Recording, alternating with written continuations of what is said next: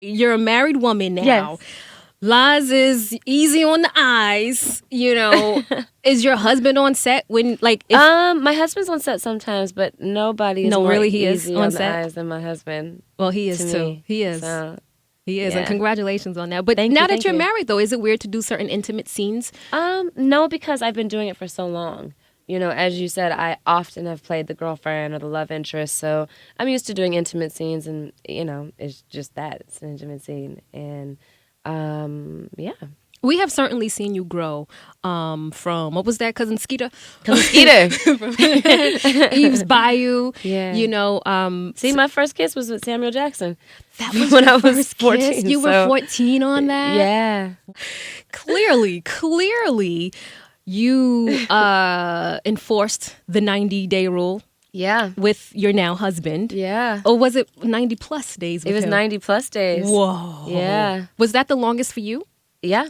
Yeah. I had tried being celibate on and off, but it's just hard. You have to have, you know, it helps if you do get into a relationship to have somebody who's actually on the same page with you and wants the same things that you want. And, you know, this time around, I committed to doing it on my own, and, you know, by the grace of God, was blessed with somebody who was already committed to doing it. And so he was celibate when you met him? Devon was celibate Whoa. for 10, 11 years. Whoa! Yeah. No! Yeah. Well, Whoa. once he became a preacher, you know, it's like you can't get on the pulpit and say one thing. He is a and do man of the something else. cloth. Yeah. So he was, you know. So it is possible. It is Fellas. very possible. Yeah. 11 years? Yeah. I could imagine what your wedding night was like.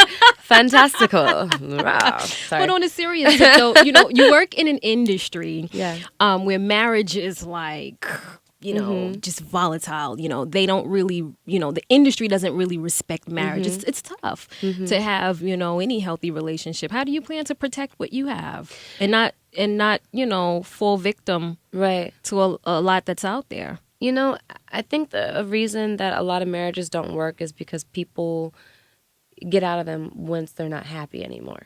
And realistically, you know, in every relationship, you're going to have seasons where there's ups and downs. And I've seen it, you know, happen a lot before my eyes, you know, with my mom, my dad.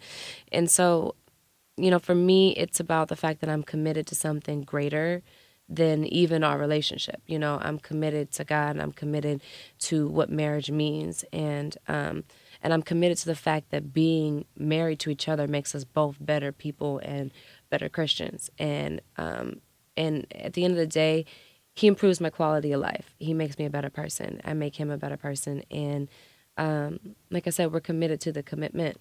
So I think that is bigger than having seasons where you think, oh, well, I'm not happy and this is that. It's like you're always not going to be happy at some moments with somebody. It's, are you going to work with it? Are you going to commit to it? Are you going to stay, you know, with this person? Or are you going to start fresh with someone else and do that every 5 years? You know? That's beautiful. It's Meagan Good. Hip Hop Nation. What else do you say after that? You know? It's Hip Hop Nation. I'm Renata Romaine. We're back having breakfast with Meagan Good. Check her out in NBC's new hit show, Deception, Monday night. Prime time, baby. She's prime time now. So now there's talk of you playing Whitney Houston. I know it's something that you want to do. Now, prior to her untimely death, was this in the works? Was there a movie in the works, and were you someone that they were considering to play her? There wasn't a movie in the works. We had just agreed to sit down and talk about it. I was going to pitch to her the idea of her life being made into a film, and, you know, the kind of talk was where, you know, how does the movie end? And she was filming Sparkle at the time.